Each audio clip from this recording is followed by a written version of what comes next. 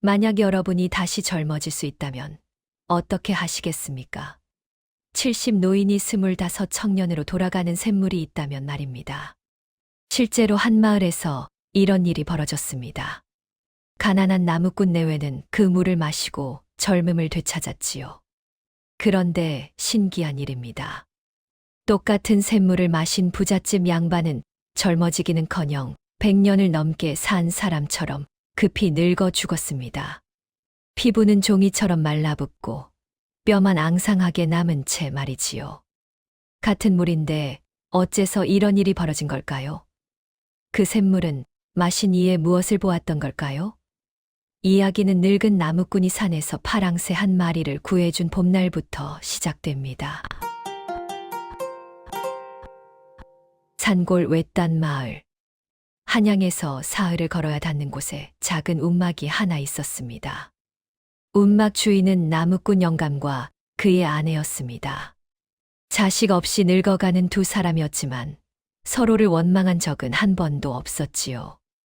영감은 아침이면 산으로 올라가 나무를 하고 저녁이면 지게를 벗어 문 앞에 세워두었습니다. 아내는 영감이 돌아올 시각이 되면 문틈으로 산길을 바라보며 밥을 지었지요. 가난했지만 두 사람의 얼굴에는 늘 잔잔한 미소가 있었습니다. 마을 사람들은 이 부부를 좋아했습니다. 지난 겨울 홀로 사는 김씨 할멈이 병으로 누웠을 때였지요. 아내는 매일 아침 할멈의 집을 찾아가 밥을 지어주었고 밤이면 영감이 약을 구하러 이웃 마을까지 다녀오곤 했습니다. 영감댁, 고맙소. 이 은혜를 어찌 갚아야. 무슨 말씀을요? 이웃끼리 당연한 일 아니겠습니까? 한 달 넘게 간병한 끝에 할멈은 건강을 되찾았지요. 또 한 번은 마을에 큰 비가 내려 다리가 무너졌을 때였습니다.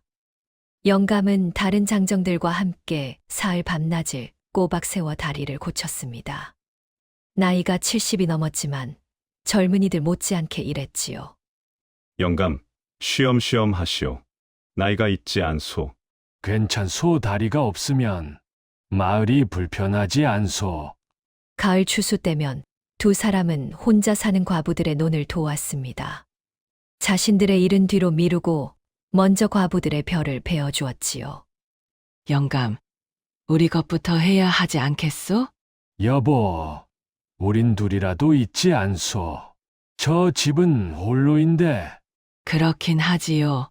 그렇게 남을 먼저 챙기다 보니 정작 자신들의 논은 늦게 수확하곤 했습니다. 하지만 두 사람은 불평하지 않았지요. 봄이면 산나물을 캐서 혼자 사는 노인들에게 나눠주었고 여름이면 우물을 청소하며 마을을 돌봤습니다. 마을 사람들은 이런 두 사람을 보며 말했습니다. 저 부부는 참 복을 받을 사람들이야. 하늘이 저런 사람들을 돌보셔야 하는데. 그런 두 사람과 달리 마을 건너편 부잣집 양반 명길은 악독하기로 소문났습니다. 한 번은 마을에 큰 흉년이 들었을 때의 일입니다. 사람들은 굶주렸고 아이들은 풀뿌리를 캐 먹었지요. 마을 사람들은 명길의 대문 앞에 모여들었습니다. 나으리, 우리 식구들이 굶어 죽게 생겼습니다. 쌀을 좀 나눠주십시오. 내년에 추수하면 갚겠습니다. 제발 좀 도와주십시오. 하지만 명길은 차갑게 대답했지요. 내 쌀은 내 것이다. 나도 먹고 살아야 하지 않겠나? 사람들은 절망했지만 돌아갈 수밖에 없었습니다. 그런데 이상한 일이 벌어졌습니다. 명길의 창고는 가득 차 있었는데 밤이면 짐수레가 몰래 드나들었던 것이지요. 명길은 쌀값이 오르기를 기다렸다가 이웃 고을에 몰래 팔아 엄청난 이득을 챙겼습니다. 그 해 겨울 마을에서만 5명이 굶어 죽었습니다. 그 중에는 갓난아기를 안고 있던 젊은 어미도 있었지요. 어미는 마지막 순간까지 아기를 품에 안고 있었습니다. 마을 사람들이 발견했을 때 어미는 이미 차갑게 식어 있었고 아기는 어미의 품에서 울고 있었지요. 아기도 사흘 후 세상을 떠났습니다. 사람들은 명길을 원망했지만 양반 앞에서 감히 입을 열 수 없었습니다. 또 한 번은 과부 셋의 집을 빼앗은 일이 있었습니다. 남편들이 죽기 전에 빌린 돈의 이자를 갚지 못한다는 이유였지요. 그중 한 과부는 박씨 마님이라 불리는 여인이었습니다. 남편이 병으로 세상을 떠난 지 석 달밖에 안 된 때였지요.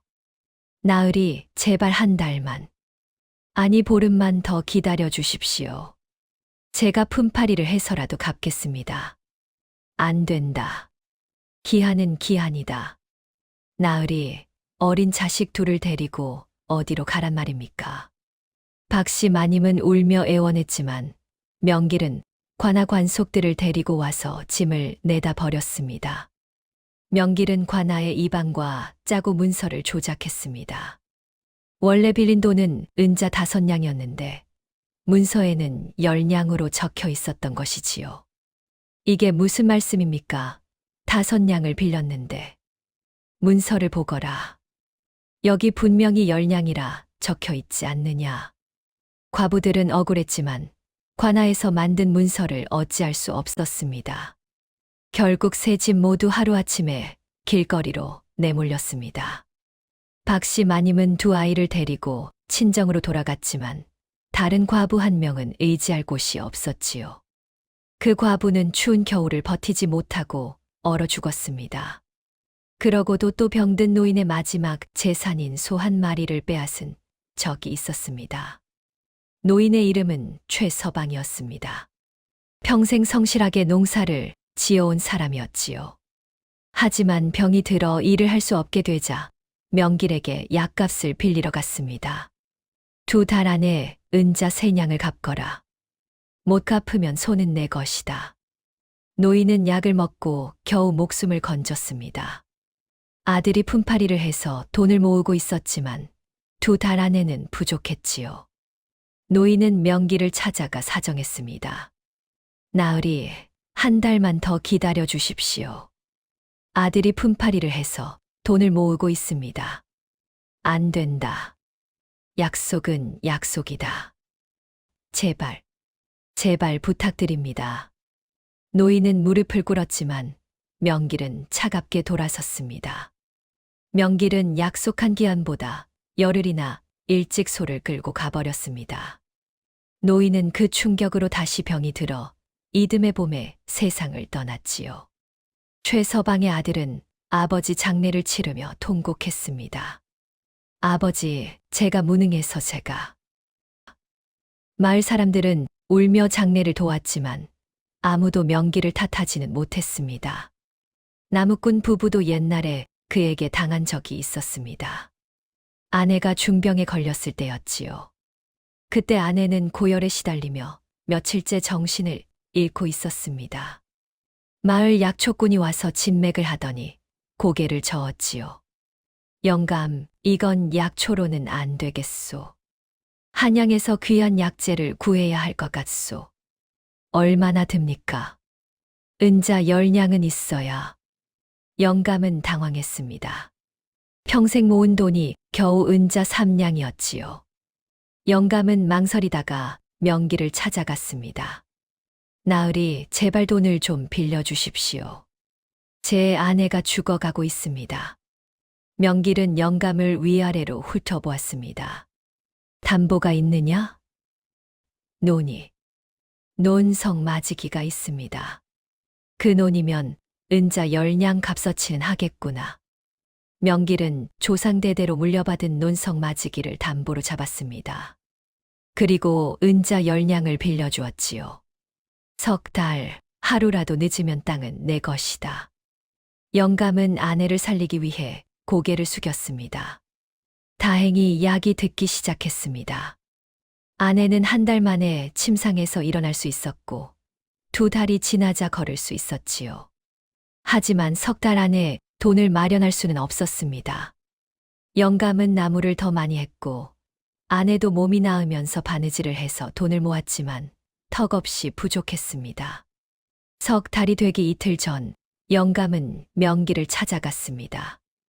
나으리, 한 달만 더 기다려 주십시오. 반드시 갚겠습니다. 안 된다. 약속은 약속이다. 제발, 제발 부탁드립니다. 영감은 땅바닥에 이마를 찧었습니다. 하지만 명길은 냉정했지요. 내 넓은 아량으로 땅으로 빚을 갚게 해준 것도 모자라. 이제는 시간까지 달라고 하느냐? 명길은 논을 빼앗아 갔습니다. 결국 나무꾼 두 분은 조상의 땅을 잃고 산깃을 움막으로 쫓겨났습니다. 그날 밤 아내는 울며 말했습니다. 제가 병에 걸린 탓입니다. 제 때문에. 아니요. 당신 잘못이 아니요. 영감은 아내를 안으며 말했습니다. 땅은 잃었어도 당신이 살아있으니 그것으로 족하오. 하지만 여보, 그때 일은 이제 잊읍시다. 아내가 말했지만 영감은 그 일을 잊을 수 없었습니다. 다만 입 밖으로 내지 않았을 뿐이지요. 원망하며 살기보다 주어진 하루하루를 감사히 살아가는 편을 택했던 것입니다. 명길은 나이 70이 넘도록 혼자 살고 있었습니다. 정실 부인과 자식들은 오래전에 병으로 세상을 떠났지요. 부인이 죽었을 때 명길은 눈물 한 방울 흘리지 않았습니다. 자식들이 죽었을 때도 마찬가지였지요. 사람들은 수군거렸습니다. 저 양반은 사람의 마음이 없는 게 아닐까. 돈밖에 모르는 사람이야. 젊을 때는 첩을 열어두었지만 늙어서는 모두 내쫓아 버렸습니다. 재산만 축내는 것들. 주변에서 양자를 드리라 권했지만 명길은 거절했지요. 내 재산을 남에게 물려주다니 말도 안 되는 소리다. 그렇게 혼자 살며 평생 재산을 모으는 것 외에는 아무것도 하지 않았고 그 과정에서 수많은 사람을 괴롭혔습니다. 어느 봄날이었습니다. 영감이 여느 때처럼 나무를 하러 산에 오르던 길에 낯선 소리가 들려왔지요. 날카로운 새 울음소리와 함께 파드득거리는 날갯짓 소리였습니다. 저 소리는? 영감은 소리가 나는 쪽으로 조심스럽게 다가갔습니다. 가까이 다가가 보니 바위 틈에서 끔찍한 광경이 펼쳐지고 있었습니다. 검은 독사 한 마리가 파랑빛 깃털을 가진 작은 새를 공격하고 있었던 것이지요. 새는 날개 하나가 이미 다쳤는지 제대로 날지 못했습니다. 바위 틈에 갇혀 꼼짝 못하고 있었지요. 독사는 혀를 날름거리며 새를 향해 머리를 치켜들고 있었고 새는 필사적으로 날개를 퍼덕이며 피하려 했지만 소용없었습니다. 독사가 새를 향해 머리를 내밀었습니다. 새가 비명을 질렀지요. 이런. 영감은 순간 멈칫했습니다. 독사는 위험한 짐승이었지요. 한 마을 사람이 작년에 독사에게 물려 목숨을 잃었던 일이 떠올랐습니다. 저 새를 구하려다 내가 물리면. 영감의 머릿속에 아내의 얼굴이 스쳐 지나갔습니다. 하지만 새의 울음소리가 점점 약해지는 것을 보자 영감은 더 이상 망설일 수 없었습니다. 손에 들고 있던 지게 막대기를 들어 독사를 향해 내리쳤지요. 저리 가거라. 퍽. 독사는 놀라 몸을 비틀었지만 곧 영감을 향해 고개를 돌렸습니다. 독사의 눈이 번뜩이며 영감을 노려보았지요. 독사의 몸이 S자로 휘어지며 공격 자세를 취했습니다. 이런. 영감은 뒷걸음질 쳤습니다. 독사가 빠르게 영감의 발을 향해 달려들었습니다. 영감은 재빨리 옆으로 뛰며 막대기를 휘둘렀습니다. 휙. 막대기가 공중을 갈랐지만 독사는 피했습니다. 독사는 다시 몸을 틀어 영감을 향했지요. 영감의 이마에 땀이 흘렀습니다. 한 번만 더 기회가. 독사가 다시 달려들었습니다. 이번에는 영감의 다리를 노렸지요. 영감은 막대기를 아래로 내리쳤습니다. 퍽.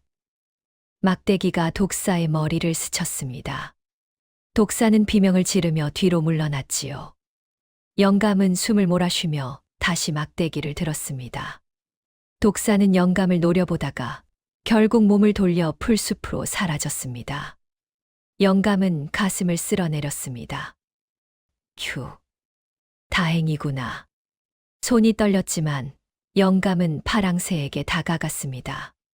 새는 바위 틈에 몸을 숨기고 있었는데 한쪽 날개에서 피가 흐르고 있었지요. 아이고, 많이 다쳤구나. 영감은 조심스럽게 새를 손에 올렸습니다. 새는 두려운 듯 몸을 떨었지만 영감의 따뜻한 손길을 느끼자 조금씩 진정했지요. 영감은 허리춤에 차고 있던 천 조각을 꺼내 새의 상처를 감싸주었습니다. 피가 많이 났지만 천으로 감싸자 조금씩 멈췄지요. 조금만 참거라. 물을 구해올 테니. 영감은 근처 샘물에서 물을 떠다가 새의 부리에 조금씩 묻혀주었습니다. 새는 물을 마시고 나서 조금 기운을 차리는 것 같았습니다. 작은 눈으로 영감을 올려다보았지요. 그 눈빛에는 감사의 뜻이 담겨 있었습니다. 이제 괜찮겠느냐? 날 수 있겠느냐? 영감이 손을 펴자 새는 조심스럽게 날갯짓을 했습니다. 다친 날개가 아직 완전히 낫지는 않았지만 날 수는 있는 것 같았지요. 새는 영감의 손바닥에서 한참을 머물다가 가벼운 날갯짓 한 번으로 하늘로 날아올랐습니다. 그리고는 영감 주변을 한 바퀴 돌더니 깊은 숲속으로 사라졌지요. 영감은 그 모습을 한참 바라보다가 다시 나무를 하러 깊은 숲으로 들어갔습니다. 참 신기한 새로구나. 파랑빛 깃털이라니. 그런데 이상한 일이 벌어졌습니다. 영감이 나무를 하는 동안 그 파랑새가 다시 나타난 것이지요. 이번에는 날개가 완전히 나은 듯 가볍게 날아다니고 있었습니다. 새는 영감 주변을 맴돌았습니다. 가까이 다가오지는 않되 시야에서 벗어나지도 않았지요. 내가 아까 그 새냐? 날개는 다 나았느냐? 영감이 물었지만 새는 대답하지 않았습니다. 다만 깊은 숲 안쪽을 향해 날아갔다가 다시 돌아오기를 반복했지요. 저쪽으로 가라는 건가? 새는 다시 한번 같은 행동을 반복했습니다. 영감은 이상하다 싶어 새가 가리키는 방향으로 걸음을 옮겼습니다. 그래, 따라가 보지. 한참을 걷자 생전 처음 보는 곳이 나타났습니다. 바위 틈 사이로 맑은 물이 솟아나는 작은 샘이었지요. 물빛은 하늘보다 더 푸르렀고 물소리는 쟁반 위에 옥구슬이 구르는 듯 맑았습니다. 이런 곳이 있었구나. 영감은 샘물을 바라보며 감탄했습니다. 수십 년 동안 이 산을 오르내렸지만 이런 샘은 처음 보았지요. 목이 말랐던 터라 영감은 두 손으로 물을 떠 마셨습니다. 물은 차가우면서도 달았습니다. 목구멍을 타고 내려가는 순간 온몸에 시원한 기운이 퍼졌지요. 평생 느껴보지 못한 상쾌함이었습니다. 피로가 눈 녹듯 사라지고 허리와 다리에서 묵직하던 무게감이 사라졌습니다. 이게 무슨 물이길래? 영감은 샘가에 기대 앉았습니다. 어쩐지 몸이 가벼워졌고 잠이 쏟아졌지요. 파랑새는 그 위 바위에 앉아 영감을 지켜보고 있었습니다. 얼마나 잠들었을까요? 영감이 눈을 뜨자 해가 서쪽으로 넘어가고 있었습니다. 깜짝 놀라 몸을 일으켰는데 무언가 이상했지요. 몸이 이상하게 가벼웠습니다. 손을 보니 주름이 사라졌고 다리를 보니 핏줄이 튀어나오지 않았습니다. 이게 무슨 일이냐? 영감은 샘물에 비친 자신의 얼굴을 보고 그만 뒤로 주저앉고 말았습니다. 물에 비친 얼굴은 백발의 노인이 아니라 25쯤 되어 보이는 청년이었던 것이지요. 검은 머리, 주름 없는 얼굴, 탄탄한 몸. 영감은 자신의 얼굴을 손으로 만져보았습니다. 꿈이 아니었습니다. 내가 젊어졌다고? 영감은 믿을 수 없었지만 눈앞의 현실을 부정할 수 없었습니다. 영감은 황급히 짐을 챙겨 산을 내려갔습니다. 파랑새는 어느새 사라지고 없었지요. 산길을 내려오는 동안 영감은 자꾸만 자신의 몸을 확인했습니다. 숨이 차지 않았고 다리가 떨리지 않았습니다. 마치 30해 전으로 돌아간 것 같았지요. 여보가 보면 뭐라고 할까. 영감은 걱정이 되면서도 한편으로는 기대가 되었습니다. 운막에 도착했을 때 아내는 문 앞에서 영감을 기다리고 있었습니다. 그런데 낯선 청년이 다가오자 깜짝 놀라 뒤로 물러섰지요. 누구시오? 나요, 여보. 나요. 영감은 당황한 목소리로 말했습니다. 아내는 영감의 목소리를 듣고 그제야 눈을 크게 떴지요. 영감이시오? 그렇소. 산에서 이상한 샘물을 마셨더니 이렇게 되었소. 아내는 믿을 수 없다는 표정으로 영감을 위아래로 훑어보았습니다. 그리고는 손을 뻗어 영감의 얼굴을 만져보았지요.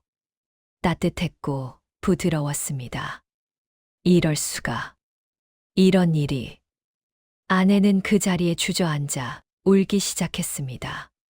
기쁜 눈물인지 슬픈 눈물인지 알 수 없는 울음이었지요. 영감은 아내를 부축하며 안으로 들어갔습니다. 그리고 산에서 있었던 일을 차근차근 설명했지요.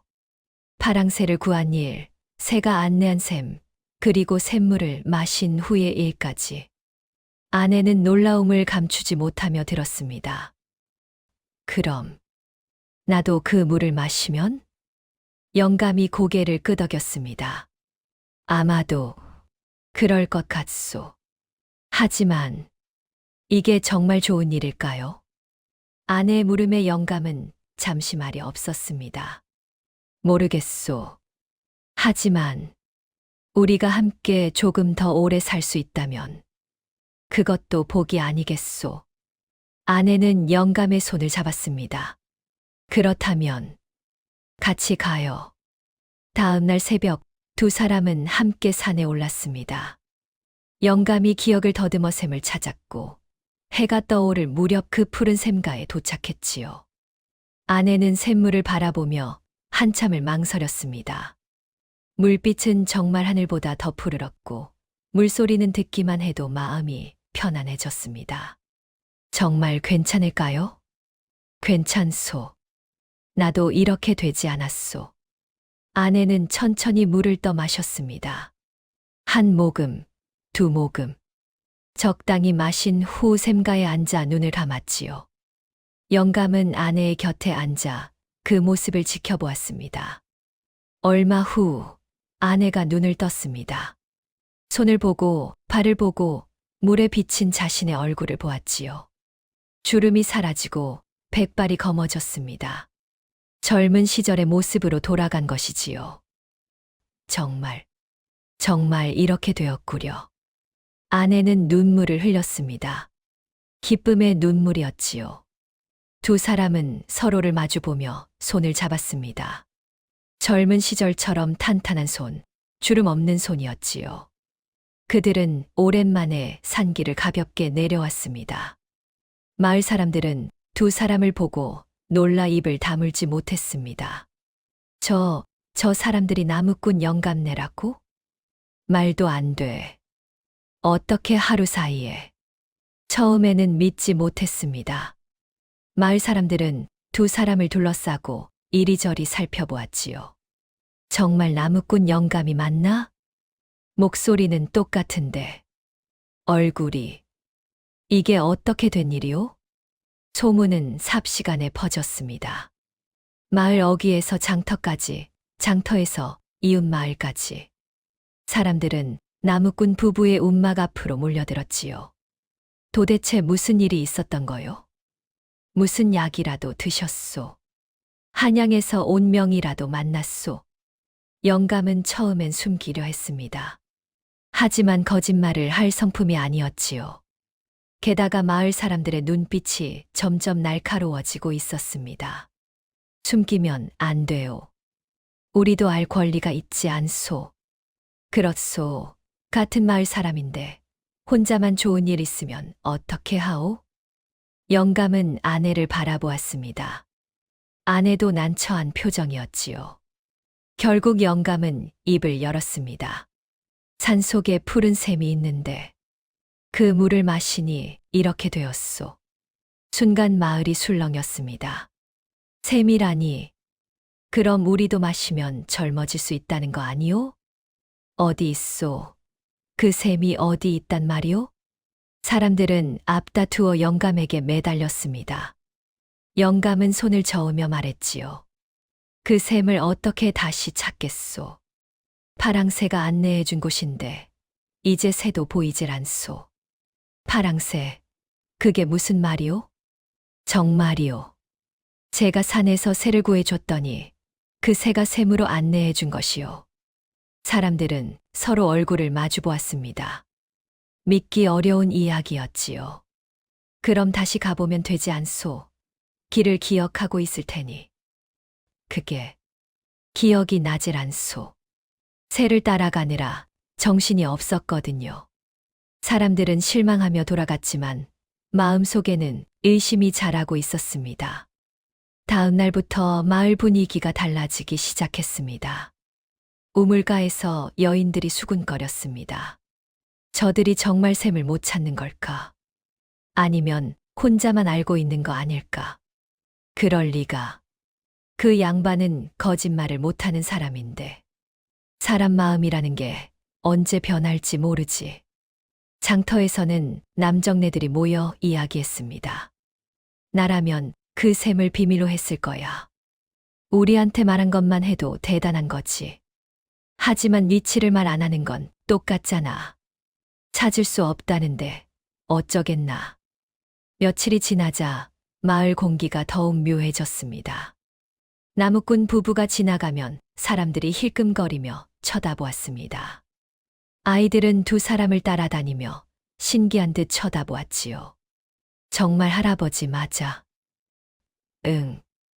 목소리는 똑같아. 신기하다. 하지만 어른들의 시선은 달랐습니다. 부러움, 질투, 그리고 원망이 뒤섞여 있었지요. 어느 날 영감이 우물에 물을 기르러 갔을 때였습니다. 마을 사람 몇 명이 모여 있다가 영감을 보더니 대화를 멈췄지요. 아, 영감. 아니, 이제 뭐라고 불러야 하나? 어색한 웃음이 흘렀습니다. 그냥 영감이라 부르시오. 나이는 여전히 70이니까요. 하긴, 겉모습만 젊어진 거지. 영감은 물을 길어 돌아갔습니다. 뒤에서 웅성거리는 소리가 들렸지요. 아내도 비슷한 경험을 했습니다. 장터에서 나무를 팔고 있을 때 옆자리 안하기 말을 걸었습니다. 저, 영감댁, 그 샘물 말인데요. 네. 정말 못 찾는 거요? 아니면 안하게 눈빛이 의심스러웠습니다. 정말 못 찾습니다. 저희도 다시 가보고 싶지만. 그래요? 그럼 어쩔 수 없네요. 안학은 돌아섰지만 표정이 밝지 않았지요. 밤이 되면 이상한 일이 벌어졌습니다. 누군가 움막 근처를 서성이는 소리가 들렸습니다. 영감이 나가보면 아무도 없었지요. 어느 날 밤에는 담 너머로 속삭이는 소리가 들렸습니다. 저 집에 뭔가 숨겨놓은 게 있을 거야. 샘물을 담아놨을 수도 있지. 들어가서 확인해 볼까? 아니야, 들키면 큰일 나. 영감은 아내에게 말했습니다. 여보, 사람들이 우릴 의심하고 있어. 알고 있어요. 오늘도 장터에서. 우리가 샘 이야기를 한 게 잘못이었소. 어쩔 수 없었지 않소. 거짓말은 할 수 없는 일 아니겠소. 그렇기는 하지만 이러다가 두 사람은 불안한 밤을 보냈습니다. 일주일쯤 지났을 때 마을 이장이 찾아왔습니다. 영감, 잠깐 이야기 좀 하세. 이장은 심각한 표정이었습니다. 마을 사람들이 자꾸 수근거리네. 자네가 샘 위치를 숨기고 있다고. 그게 아닙니다. 정말 못 찾는 겁니다. 나도 자네를 믿네. 하지만 사람들은 다르네. 특히 젊은 것들이. 이장은 한숨을 쉬었습니다. 자네가 한 번 더 산에 가서 찾아보면 어떨까? 그래야 사람들이 납득할 것 같네. 알겠습니다. 한 번 더 가보겠습니다. 미안하네. 자네가 잘못한 건 없는데. 이장은 난처한 표정으로 돌아갔습니다. 다음 날 새벽 영감은 다시 산에 올랐습니다. 이번에는 마을 장정 둘이 함께 갔습니다. 정말 찾는지 확인하기 위해서였지요. 이쪽으로 갔던 것 같은데. 영감은 기억을 더듬으며 산속을 헤맸습니다. 하지만 샘은 찾을 수 없었습니다. 저기 바위가 있네. 혹시 저기? 아니요, 이런 바위가 아니었소. 그럼 저 계곡은? 아니요. 해가 중천에 떴지만 샘은 나타나지 않았습니다. 함께 온 장정 하나가 짜증을 냈습니다. 정말 찾을 생각이 있는 거요? 그게 아니라 우리를 일부러 헤매게 하는 거 아니요? 천만에요. 정말 못 찾는 겁니다. 장정들은 불만스러운 표정으로 돌아갔습니다. 사흘을 헤맨 끝에 영감은 빈손으로 돌아왔습니다. 못 찾았소. 마을 사람들의 실망은 분노로 바뀌었습니다. 저 사람들만 좋은 꼴 보겠다는 거 아닌가? 샘을 숨기는 게 분명해. 젊어지고 나니 우리 같은 사람들은 안중에도 없나 봐. 나무꾼 부부는 점점 마을에서 고립되어 갔습니다. 인사를 해도 대답이 없었고 도움을 청해도 외면당했습니다. 심지어 장터에서 물건을 팔려 해도 아무도 사지 않았지요. 저 사람들 물건은 사지 마. 우리만 늙어 죽으라는 건데. 영감 부부는 점점 움막에만 머물게 되었습니다. 어느 날 저녁 영감은 아내에게 물었습니다. 여보, 우리가 정말 복을 받은 걸까요? 아내는 한참 말이 없었습니다. 창밖을 바라보다가 조용히 대답했지요. 모르겠소. 몸은 젊어졌지만 마음은 오히려 무거워졌소. 사람들은 우릴 외면하고 이게 정말 복인지 샘물을 마시지 말았어야 했을까요? 글쎄요. 하지만 이미 엎질러진 물이지 않소. 두 사람은 그날 밤 잠을 이루지 못했습니다. 그 무렵 마을 건너편 부잣집에서도 소문이 들려왔습니다. 부잣집 양반 명길은 나무꾼 부부의 이야기를 듣고 크게 동요했지요. 명길은 하인을 통해 나무꾼 부부의 소식을 듣고 있었습니다. 나으리, 나무꾼 놈이 정말 젊어졌다고 합니다. 젊어졌다고? 얼마나? 25쯤 되어 보인다고 합니다. 25이라고? 명길의 눈이 번뜩였습니다. 샘물을 마셨다던가? 그렇다고 합니다. 산속에 푸른 샘이 있다고. 명길은 밤새 잠을 이루지 못했습니다. 젊음에 대한 갈망이 치솟았지요. 70평생 돈만 모으고 살았는데 젊어질 수만 있다면. 다음 날 명길은 나무꾼 영감을 불렀습니다. 영감이 대문 앞에 섰을 때 명길은 놀라움을 감추지 못했습니다. 정말 젊어졌구나. 나으리께서 부르셔서 왔습니다. 명길은 영감을 안으로 불러들였습니다.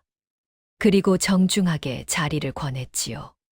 평소와는 다른 태도였습니다. 앉거라. 차라도 한잔하지. 감사합니다. 명길은 영감의 얼굴을 뚫어지게 쳐다보았습니다. 샘이 어디 있는지 알려달라. 죄송하지만 저도 다시 찾지 못했습니다. 거짓말 말거라. 명길의 목소리가 차가워졌습니다. 돈을 주마. 은자 100냥을 줄 테니 위치만 알려달라. 돈의 문제가 아닙니다. 정말 모릅니다. 100냥이 적으냐? 그럼 200냥. 나으리. 아니면 300냥. 명길의 목소리가 점점 커졌습니다. 영감은 고개를 저었습니다. 정말 모릅니다. 파랑새의 인도로 한 번 갔을 뿐 다시는 찾을 수 없었습니다. 명길은 화를 냈지만 영감의 표정이 진지한 것을 보고 믿을 수밖에 없었습니다. 그럼 같이 가자. 내가 직접 찾겠다. 나으리, 산길이 험합니다. 나으리 연세에. 상관없다. 내일 새벽에 떠난다. 명길의 눈빛이 광기에 가까웠습니다. 다음 날 새벽 영길과 영감은 함께 산에 올랐습니다. 명길은 하인 둘을 데리고 왔지만 산길을 오르기가 쉽지 않았지요. 핵. 나으리, 잠깐 쉬어 가시지요. 아니다. 계속 가자. 명길은 쉬지 않고 영감을 재촉했습니다. 하지만 해가 중천에 떠도 샘은 나타나지 않았습니다. 이 사기꾼 같은 놈, 정말 모르는 게 맞느냐? 정말입니다. 나으리. 명길은 분을 참지 못하고 영감을 밀쳤습니다.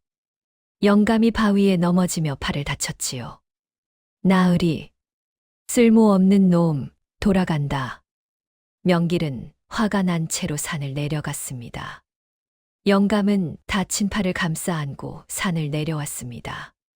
아내가 깜짝 놀라 달려왔지요. 영감, 어떻게 된 거요? 명길 나으리가 화를 내셔서 아내는 영감의 상처를 치료하며 눈물을 흘렸습니다. 이 모든 게 우리가 젊어진 탓이요. 아니요, 여보. 우리 잘못이 아니요. 하지만 두 사람의 마음은 무거웠습니다. 명길은 그날 이후로도 샘에 대한 생각을 떨쳐버릴 수 없었습니다. 밤이면 젊었던 시절이 떠올랐지요. 힘이 넘치던 몸, 밝던 눈, 펼쳐질 수 있었던 미래. 젊어질 수만 있다면. 명길의 마음속에는 욕망이 자라고 있었습니다. 며칠을 고민하던 명길은 결심했습니다. 직접 찾아야겠어. 나무꾼 놈은 쓸모가 없어.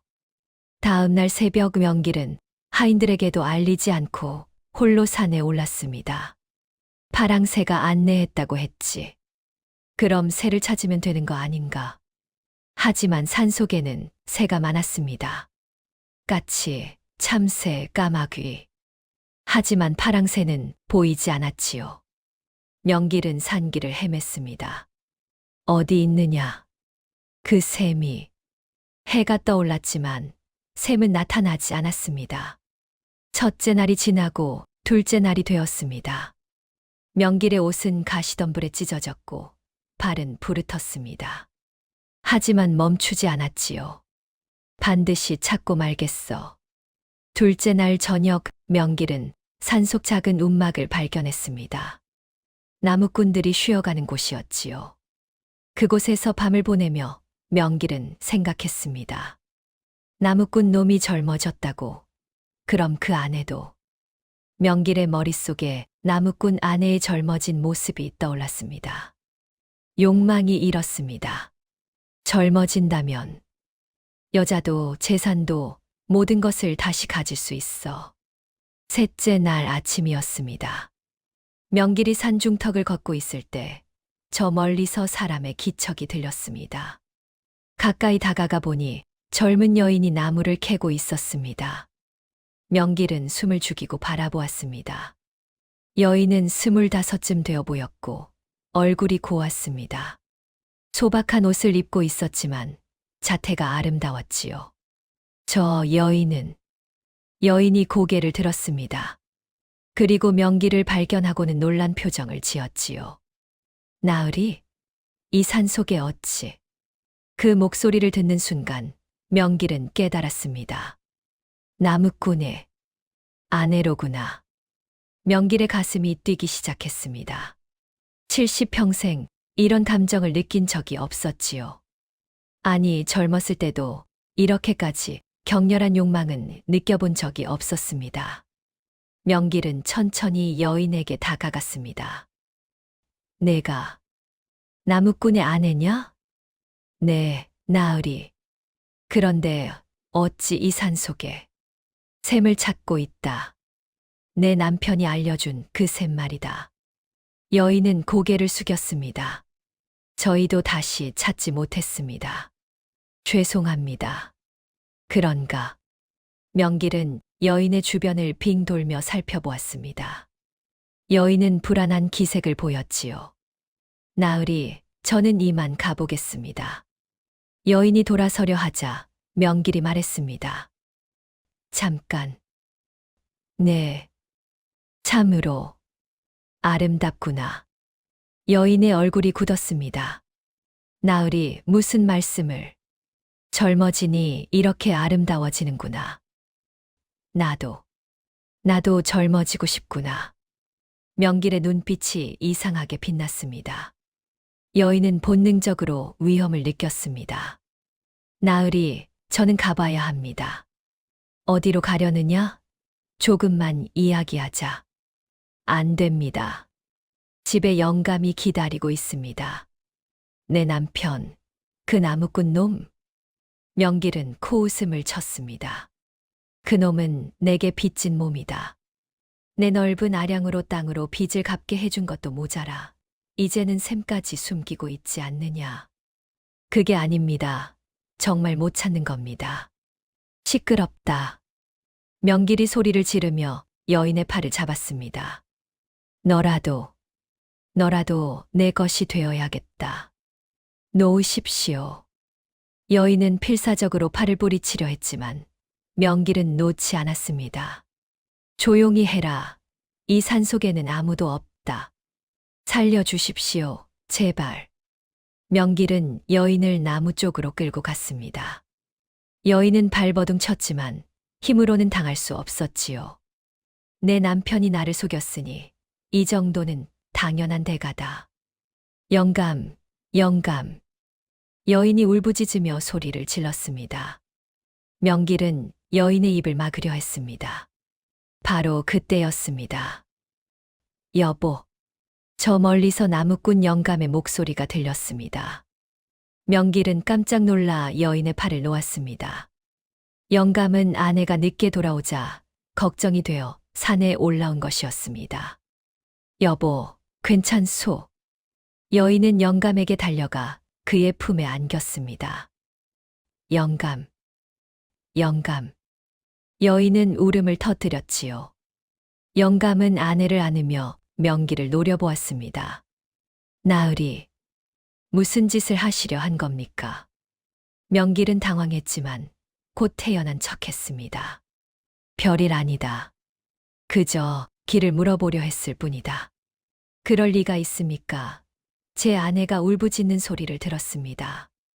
영감의 목소리가 떨렸습니다.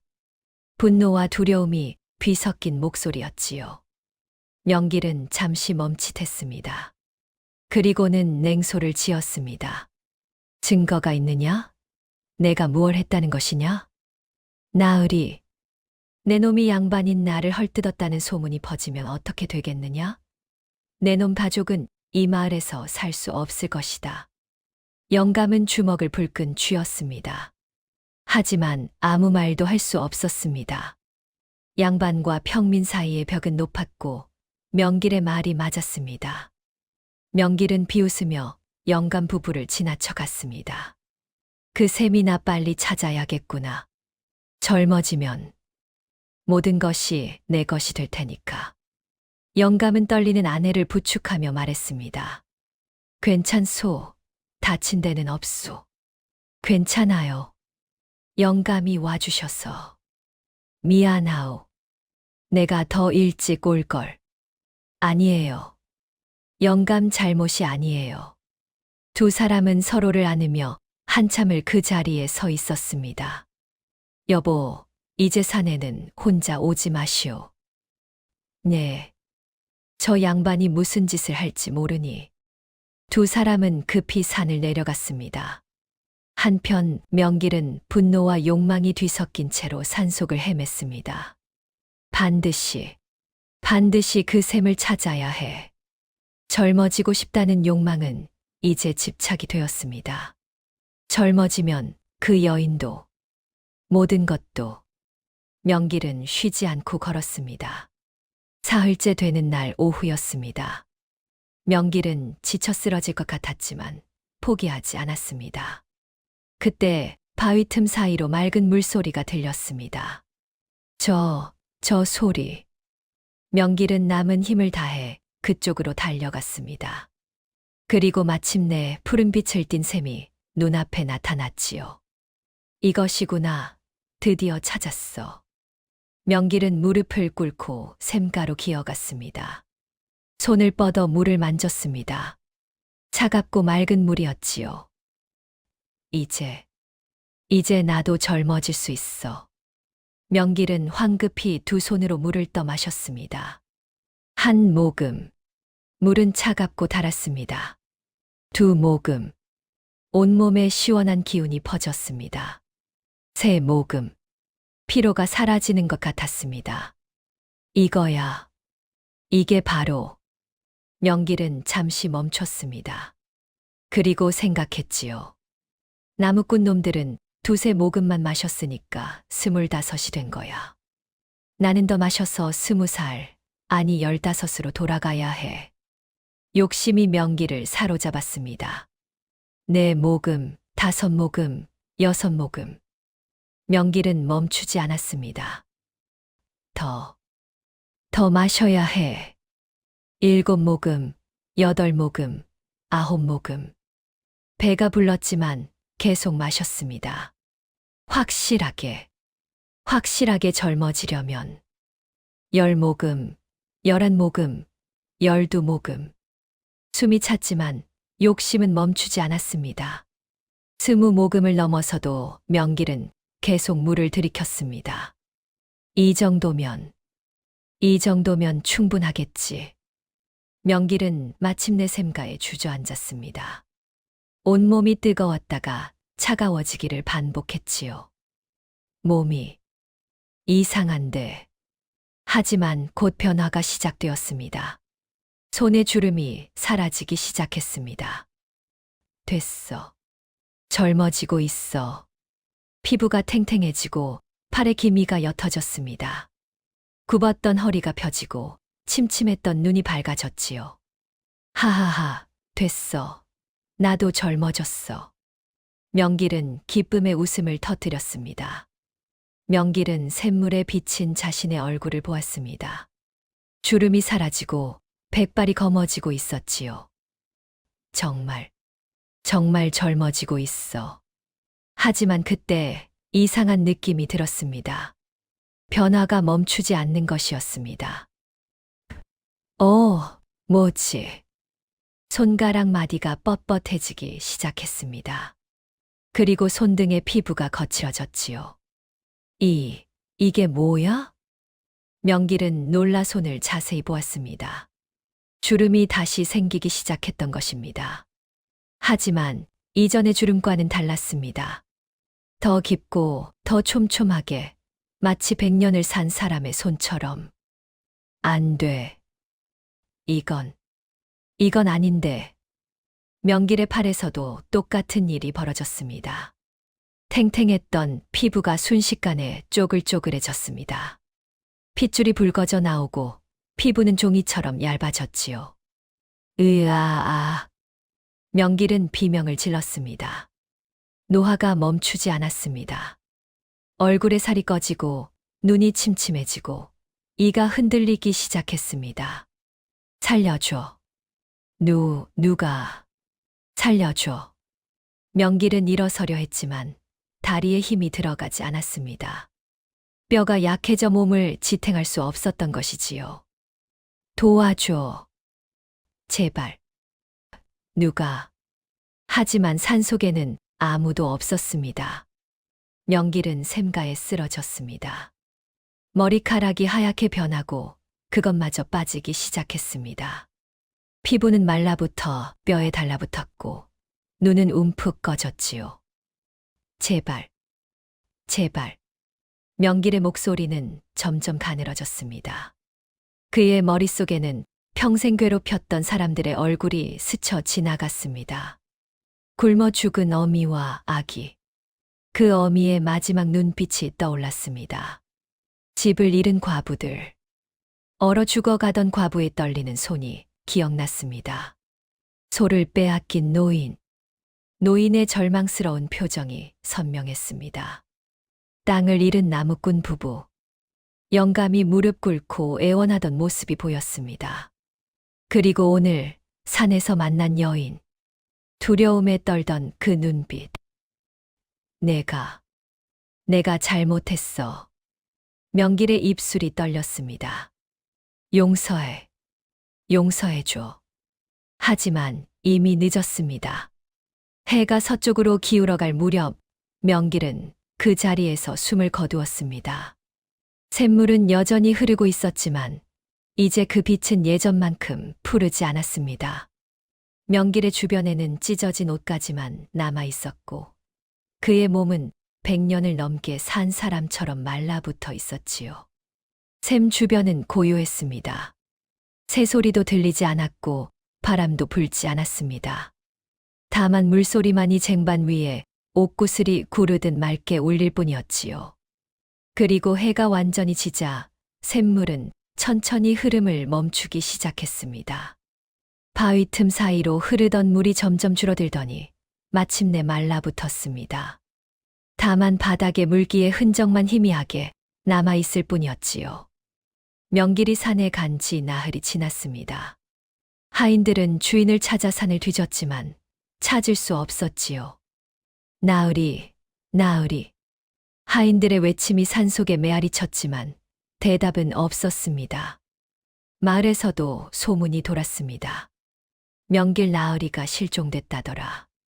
샘을 찾으러 갔다가 혹시 산에서 무슨 일이. 그 무렵 나무꾼 영감도 다시 샘을 찾으려 산에 올랐습니다. 마을 사람들의 눈초리가 여전히 매서웠고 아내가 겪은 일 때문에 마음이 무거웠지요. 여보, 조심하시오. 명길 나으리가 아직 산에 있을지도 모르니. 알겠소. 걱정 마시오. 영감은 홀로 산에 올랐습니다. 영감은 지난번과는 다른 길로 걸었습니다. 이번엔 꼭 찾아야 하는데. 하지만 산길은 여전히 낯설었습니다. 한참을 헤매던 영감은 잠시 바위에 앉아 쉬었습니다. 파랑새여, 다시 한번 길을 알려줄 수는 없겠느냐. 그때 저 멀리서 익숙한 울음소리가 들렸습니다. 저 소리. 영감은 고개를 들었습니다. 파랑새 한 마리가 하늘을 날고 있었지요. 파랑새. 새는 영감 위를 한 바퀴 돌더니 깊은 숲 쪽으로 날아갔습니다. 영감은 서둘러 새를 따라갔습니다. 얼마나 걸었을까요? 영감은 저 멀리 익숙한 바위가 보이는 것을 발견했습니다. 저기, 샘이 있던 곳이다. 영감은 가슴이 두근거렸습니다. 하지만 가까이 다가갈수록 이상한 느낌이 들었지요. 공기가 무겁고 어딘가 음산한 기운이 느껴졌습니다. 뭔가 이상한데. 샘터에 도착했을 때 영감은 그만 비명을 질렀습니다. 으악! 한 구의 시신이 샘터에 쓰러져 있었습니다. 마르고 쪼글쪼글한 도저히 사람이라고 믿기 어려울 정도로 변한 시신이었지요. 피부는 종이처럼 얇아 뼈에 붙어 있었고 머리카락은 거의 빠져 있었습니다. 영감은 뒷걸음질 치다가 그만 넘어지고 말았습니다. 이게 무슨. 한참을 그 자리에 주저앉아 있던 영감은 용기를 내어 다시 시신에 다가갔습니다. 시신은 비단 도포를 입고 있었습니다. 하지만 옷도 많이 찢어져 있었고 흙과 먼지로 더러워져 있었지요. 허리춤에는 비싼 옥 장식이 달려 있었습니다. 이 옷, 이 장식. 영감은 조심스럽게 시신의 손을 살폈습니다. 손가락에 옥반지가 끼워져 있었지요. 영감은 그 반지를 알아보았습니다. 명길 나으리의 반지. 그럼 이분이. 영감의 얼굴이 창백해졌습니다. 더 놀라운 것은 샘이었습니다. 영감은 천천히 샘터를 향해 고개를 돌렸습니다. 푸르게 흐르던 샘물은 온데간데 없고 바위 틈은 말라붙어 있었지요. 다만 바닥에 물기의 흔적만 희미하게 남아있을 뿐이었습니다. 샘이 사라졌다고? 영감은 샘터에 다가가 손으로 만져보았습니다. 바위는 말랐고 차가웠습니다. 더 이상 물이 흐를 기미가 보이지 않았지요. 도대체 무슨 일이 벌어진 거지? 영감은 주변을 살폈습니다. 땅 위에는 물을 마신 흔적이 여러 군데 있었습니다. 물이 흩뿌려진 자국, 손자국, 그리고 이건 손톱 자국인가? 바위에 깊게 파인 손톱 자국이 있었습니다. 마치 누군가 필사적으로 무언가를 붙잡으려 했던 것 같았지요. 영감은 소름이 돋았습니다. 명길 나으리가 여기서 샘물을 마셨구나. 그리고 영감은 시신을 다시 바라보았습니다. 왜 이렇게 된 걸까? 우리는 젊어졌는데. 영감은 한참을 생각했습니다. 그리고 문득 깨달았지요. 혹시 과하게 마신 건 아닐까? 영감과 아내는 두세 모금만 마셨습니다. 하지만 명길은 욕심이 많은 사람이었지요. 더 젊어지려고 훨씬 더 많이 마셨을 거야. 영감은 한숨을 쉬었습니다.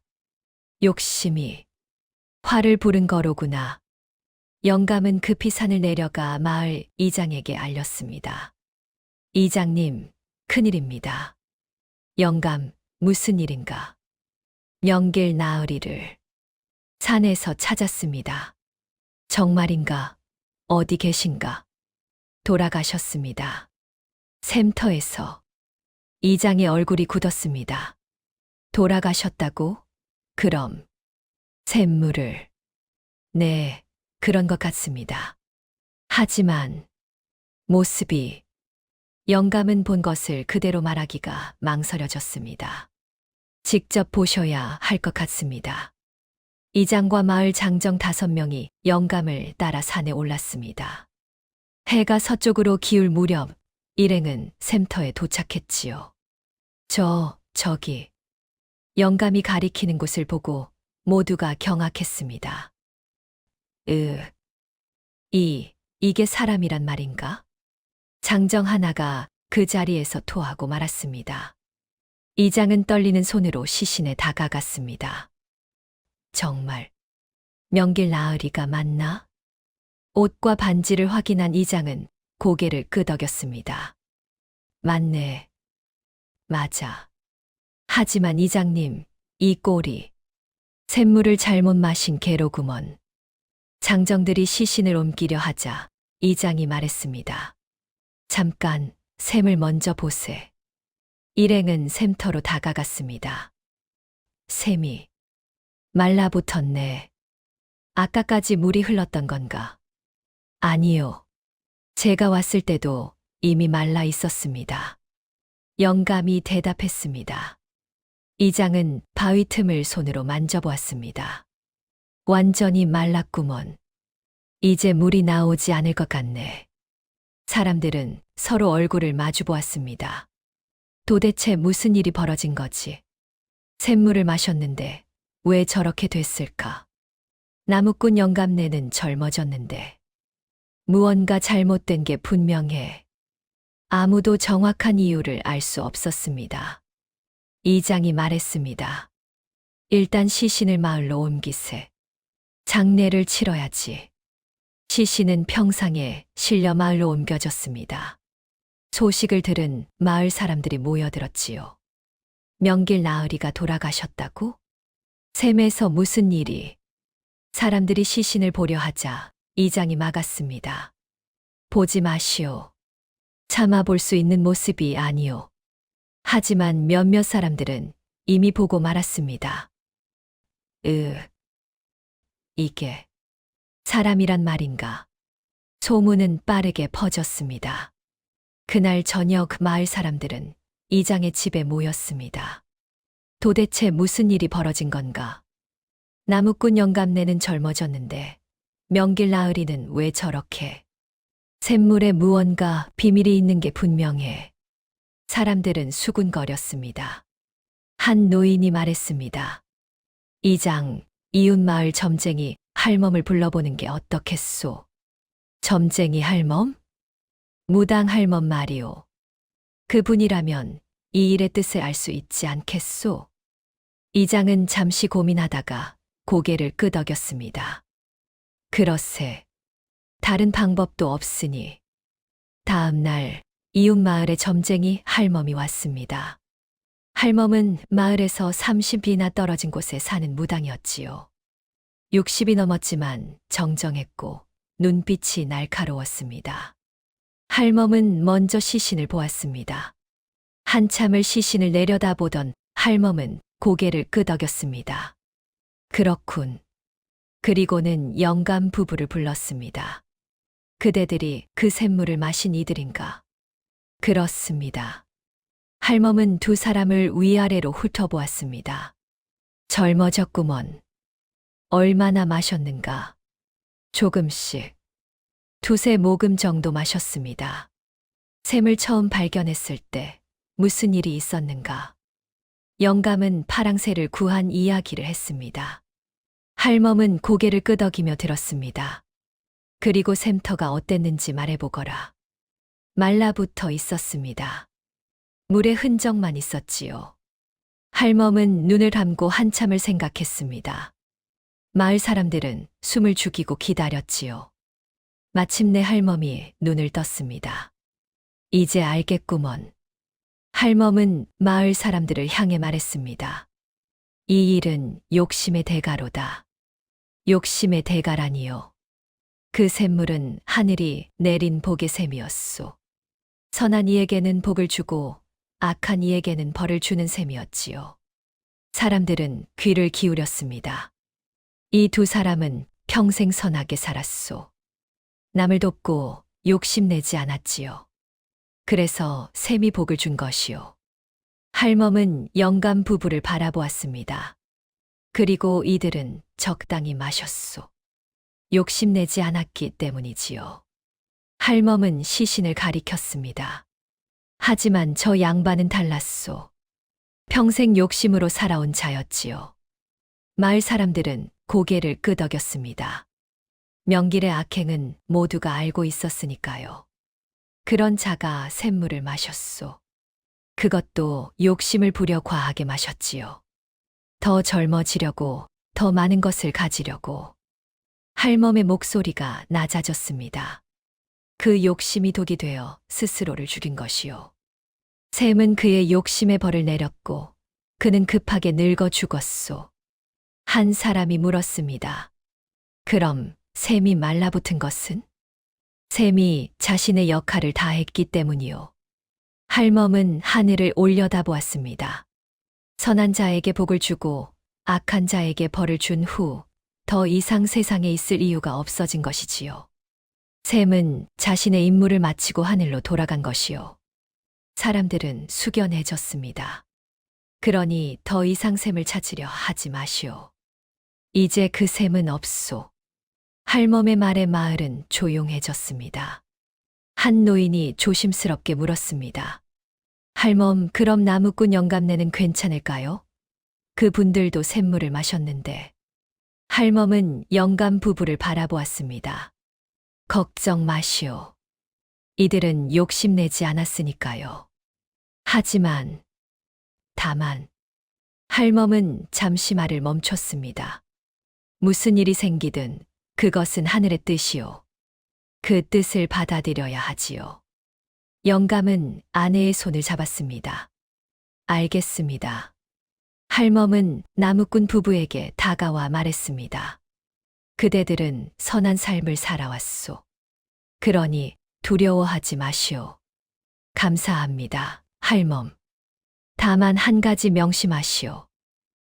네. 욕심은 끝이 없소. 지금의 복에 감사하고 더 이상을 바라지 마시오. 그것이 복을 지키는 길이요. 영감과 아내는 고개를 숙여 절했습니다. 명길의 장례는 사흘 후에 치러졌습니다. 가족이 없었기에 마을 사람들이 의를 갖춰 장례를 치러주었지요. 장례를 치르는 동안 사람들은 명길의 삶을 돌아보았습니다. 재산은 많이 모았지만 외롭게 죽었구먼. 욕심만 부리다가 우리도 조심해야 해. 욕심은 화를 부르는 법이니까. 장례가 끝난 후 마을 분위기가 달라지기 시작했습니다. 사람들은 나무꾼 부부를 보는 시선이 부드러워졌습니다. 그 부부는 욕심내지 않았으니 복을 받은 거야. 우리가 너무 심하게 굴었어. 이제라도 사과해야겠어. 며칠 후 마을 이장이 나무꾼 부부를 찾아왔습니다. 영감, 그동안 미안했네. 우리가 너무 욕심을 부렸어. 괜찮습니다, 이장님. 자네들은 괜찮겠나? 그 샘물을 마셨는데. 영감은 잠시 말이 없었습니다.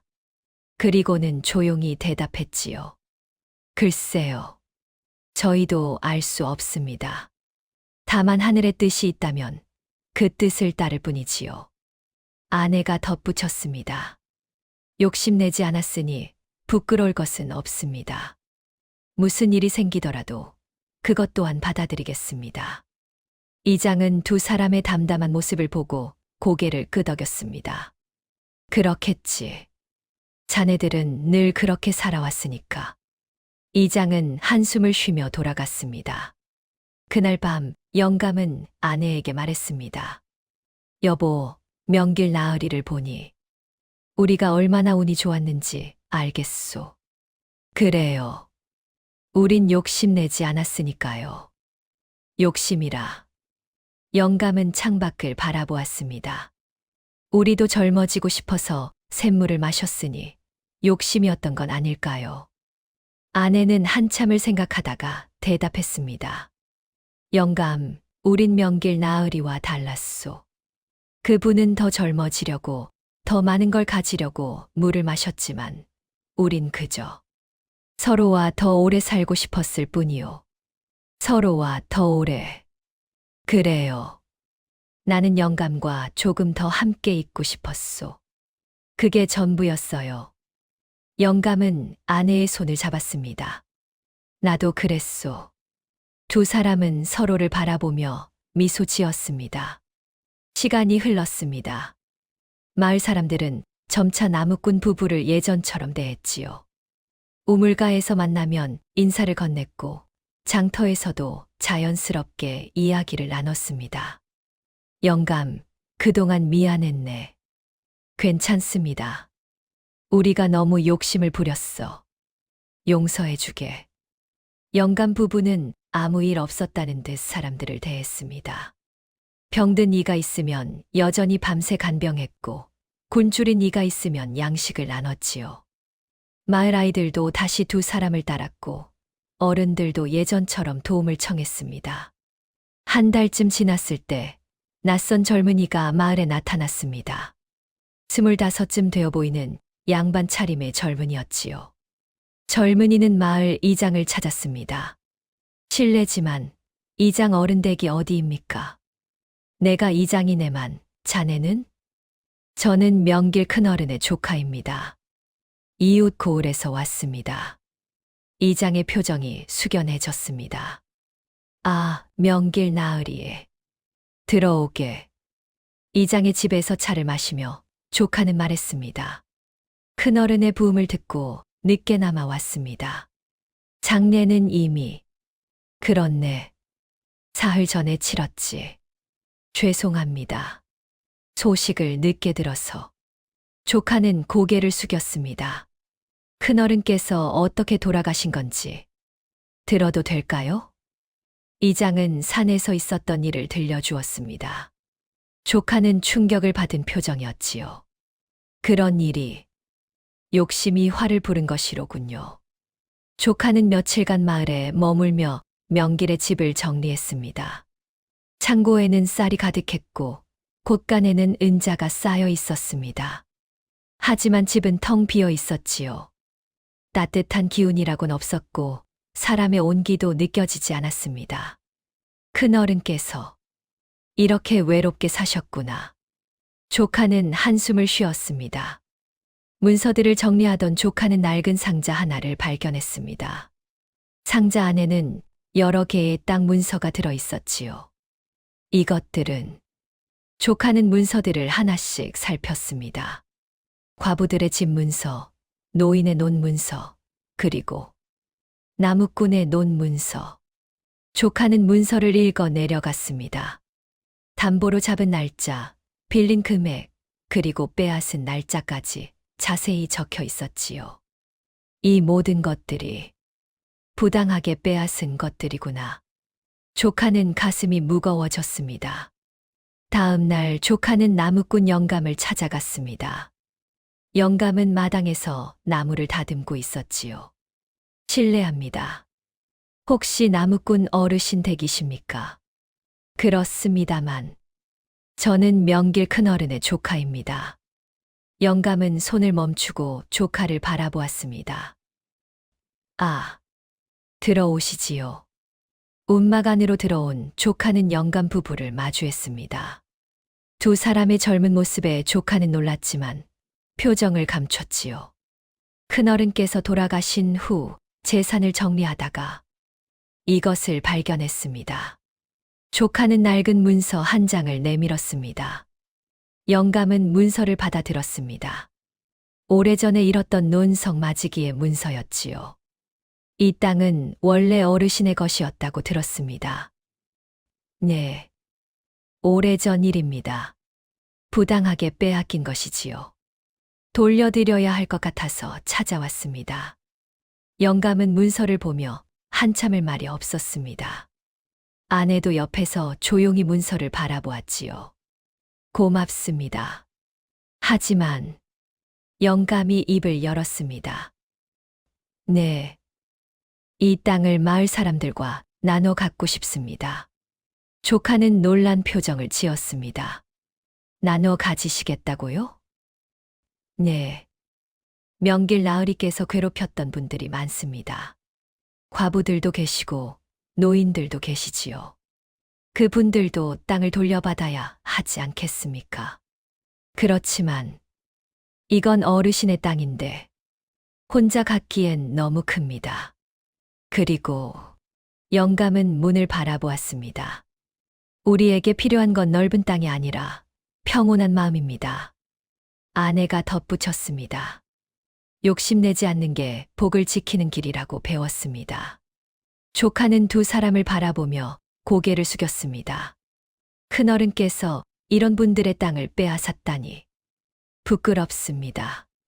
이미 지난 일입니다. 아닙니다. 큰어른 대신 사과드립니다. 조카는 깊이 절을 했습니다. 영감이 조카를 일으켜 세웠습니다. 자네는 잘못한 게 없네. 오히려 잘못을 바로잡으려 애쓰는 자네가 기특하네. 조카는 눈시울을 붉혔습니다. 조카는 며칠에 걸쳐 마을 사람들을 찾아다녔습니다. 과부들에게는 집 문서를 돌려주었고 노인들에게는 논문서를 돌려주었지요. 사람들은 놀라며 문서를 받았습니다. 이게 정말입니까? 큰어른께서 부당하게 빼앗은 것들입니다. 당연히 돌려드려야지요. 고맙습니다. 정말 고맙습니다. 어떤 이는 눈물을 흘렸고 어떤 이는 하늘을 우러러 감사했습니다. 모든 문서를 돌려준 조카는 다시 나무꾼 영감을 찾았습니다. 어르신 말씀대로 모두 돌려드렸습니다. 수고했네. 그런데 어르신, 정말 땅을 나누시겠습니까? 그래야지. 조카는 고개를 끄덕였습니다. 알겠습니다. 제가 도와드리겠습니다. 며칠 후 마을 사람들이 이장의 집에 모였습니다. 나무꾼 영감이 땅을 나누겠다는 소식을 들었기 때문이지요. 영감, 정말 그럴 생각인가? 네, 이장님. 하지만 그 땅은 자네 것인데 혼자 갖기엔 너무 큽니다. 그리고 저희보다 더 필요한 분들이 계십니다. 영감은 마을 사람들을 둘러보았습니다. 명길 나으리께서 괴롭혔던 분들, 특히 과부들과 노인들께 먼저 나눠드리고 싶습니다. 사람들은 숙연해졌습니다. 한 과부가 눈물을 흘리며 말했습니다. 영감님, 고맙습니다. 아닙니다. 당연한 일입니다. 이장이 나섰습니다. 그럼 이렇게 하세. 가장 어려운 분들께 먼저 나눠드리고 나머지는 마을 공동으로 쓰는 게 어떨까? 좋은 생각입니다. 사람들도 고개를 끄덕였습니다. 그렇게 땅은 공평하게 나뉘었습니다. 과부 셋은 각자 작은 논을 받았고 노인들도 밭을 받았지요. 나머지는 마을 공동 땅이 되어 어려운 이들을 돕는 데 쓰기로 했습니다. 나무꾼 영감 부부에게도 작은 논 한 마지기가 돌아왔습니다. 이 정도면 충분합니다. 영감은 만족스러운 표정이었지요. 그해 가을 마을에서는 작은 잔치가 열렸습니다. 명길의 조카가 마을 사람들에게 사과하고 모두 함께 음식을 나눠 먹는 자리였지요. 조카가 일어나 말했습니다. 마을 어르신들께 큰어른을 대신하여 다시 한번 사과드립니다. 조카는 깊이 절을 했습니다. 큰어른께서 저지른 잘못들을 모두 바로잡지는 못하겠지만 최선을 다했습니다. 부디 용서해 주십시오. 이장이 일어나 말했습니다. 자네 잘못이 아니네. 오히려 고맙네. 이장은 마을 사람들을 돌아보았습니다. 오늘은 우리 모두 지난 일을 잊고 새로 시작하는 날입니다. 명길 나으리의 조카가 잘못을 바로잡아 주었고 나무꾼 영감 내외가 우리에게 나눔의 마음을 보여주었습니다. 사람들은 박수를 쳤습니다. 그리고 우리도 반성해야 합니다. 이장의 목소리가 무거워졌습니다. 이 두 분이 젊어졌다고 질투하고 의심했던 일 말입니다. 우리가 욕심을 부린 것이지요. 사람들은 고개를 숙였습니다. 한 노인이 일어나 말했습니다. 나무꾼 영감 내외분께 사과드립니다. 우리가 너무 심하게 대했습니다. 괜찮습니다. 이미 지난 일입니다. 아닙니다. 두 분은 평생 선하게 사셨는데 우리가 노인은 말을 잇지 못하고 눈물을 흘렸습니다. 영감이 일어나 노인의 어깨를 두드렸습니다. 정말 괜찮습니다. 이제는 다 잊읍시다. 이장이 다시 말했습니다. 이제는 진심으로 축하합니다. 두 분이 복을 받은 것은 평소 선하게 살았기 때문입니다. 사람들이 박수를 쳤습니다. 영감이 일어나 말했습니다. 아닙니다. 저희도 젊어지고 싶은 욕심이 있었습니다. 다만 과하지 않았을 뿐이지요. 아내도 덧붙였습니다. 우리는 그저 서로와 함께 조금 더 오래 살고 싶었을 뿐입니다. 그것이 욕심인지 복인지는 모르겠습니다만 감사할 따름입니다. 마을 사람들은 울먹이며 고개를 끄덕였습니다. 잔치는 밤늦게까지 이어졌습니다. 사람들은 오랜만에 웃고 떠들었지요. 아이들은 뛰어놀았고 어른들은 이야기꽃을 피웠습니다. 명길의 조카도 마을 사람들과 어울려 웃었습니다. 오랜만에 마을에 평화가 찾아온 것 같았지요. 잔치가 끝나고 영감 부부는 집으로 돌아갔습니다. 달빛이 마당을 비추고 있었지요. 여보, 우리 참 운이 좋았소. 그래요. 건강하게 살 수 있고 서로 함께 있고 마을 사람들과도 화해했으니. 명길 나으리만 없었다면 다들 평화로웠을 텐데 말이오. 그분도 욕심만 부리지 않았다면. 두 사람은 잠시 침묵했습니다. 하지만 그분 덕분에 우리가 배웠소. 무엇을요? 욕심은 끝이 없다는 것, 그리고 감사하는 마음이 진짜 복이라는 것을. 아내는 고개를 끄덕였습니다. 그래요. 우리는 이제 그걸 잊지 말아야겠어요. 두 사람은 서로를 바라보며 미소 지었습니다. 세월이 흘렀습니다. 나무꾼 부부는 젊은 몸으로 부지런히 살았지요. 밭을 갈고 나무를 하고 마을 사람들을 도왔습니다. 어느덧 10여 년이 흘렀습니다. 두 사람은 여전히 건강했고 마을에서도 신뢰받는 사람들이 되었지요. 병든 이가 있으면 밤새 간병했고 굶주린 이가 있으면 양식을 나눴습니다. 마을 아이들은 두 사람을 따랐고 어른들은 존경했지요. 어느 날 명길에 먼 조카가 다시 찾아왔습니다. 어르신, 다른 분들께도 땅을 돌려드렸습니다. 큰어른께서 빼앗았던 집들도 모두.